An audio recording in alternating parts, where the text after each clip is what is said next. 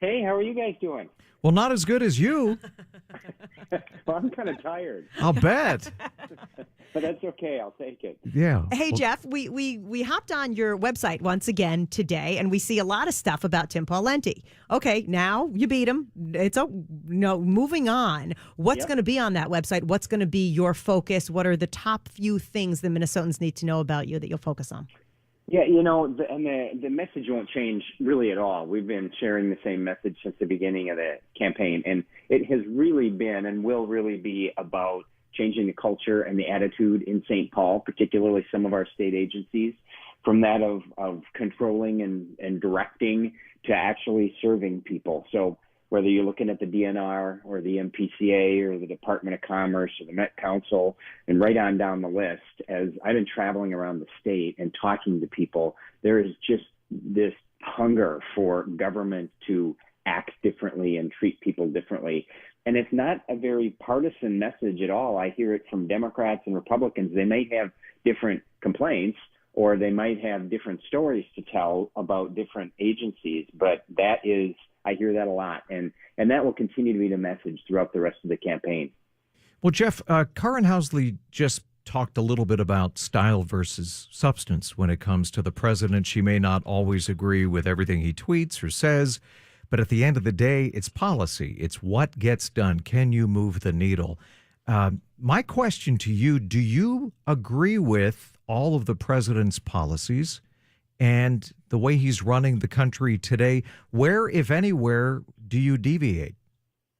I agree with most of his policies. I certainly believe he's trying to move the country in the right direction and have been supportive of him both before and after the election. It doesn't mean I always agree with him. I think we probably differ on trade policy sometimes. I love the fact that he's trying to get us better deals, because I think we've gotten a raw deal, particularly from China in the past, and I hope he's successful in that. But I tend to be more of a free trader, and so I'm not one who believes that tariffs tend to be a good thing for the state or the country. And I'll be sharing that with him after the election.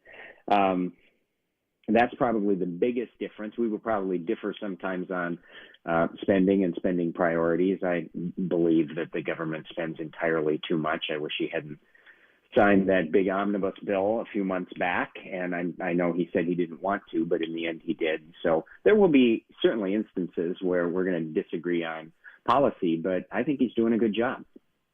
I'm sorry to go back to Karen, but she just mentioned what you were talking about, the things about the tariffs. And she says she travels all over the country, all over the state, and she sees farmers that feel they've been treated unfairly. Well, Jeff, we've had farmers on the show that feel that these tariffs are unfair, that they're going to lose billions of dollars. Our soybean farmers are very upset with what the current administration is doing. I hear you spoke a little bit about that, but how will you address that, with the farmers? Well, and I have. I mean, it comes up all the time. We had Farm Fest last week, and I was down there, as Karen was, for a couple days. And you're going to hear different reactions from different farmers depending upon what business they happen to be in. But there are some that are extremely worried about how tariffs either already are or could possibly affect them and their livelihood. And my response to that is, number one, the federal government is going to do what the federal government's going to do. When I'm governor, what I can do is be very aggressive with the president and with the administration about how I believe their policies are affecting Minnesota, whether they're negative or positive, and hopefully make some changes if I believe they're negative. And then also part of my job as governor is to be the chief salesman and cheerleader for the state and all of that which the state produces, whether it is our food produced by farmers or whether it's things that we manufacture in this state, and make sure that we are as available to the world market as possible. Jeff Johnson, currently the gubernatorial Republican candidate. Congratulations. Congratulations, Jeff. Yeah, thank you. I appreciate it. It was a good Get day. some sleep. Take a nap. About 3 months away. Yeah, all right. Yeah. They must be exhausted, and they have to ramp up. I mean, I'm sure it was a big day. The battle is just beginning. And by the way, we have calls out to Senator Tina Smith. We hope to hear from Tim Walz. Obviously, the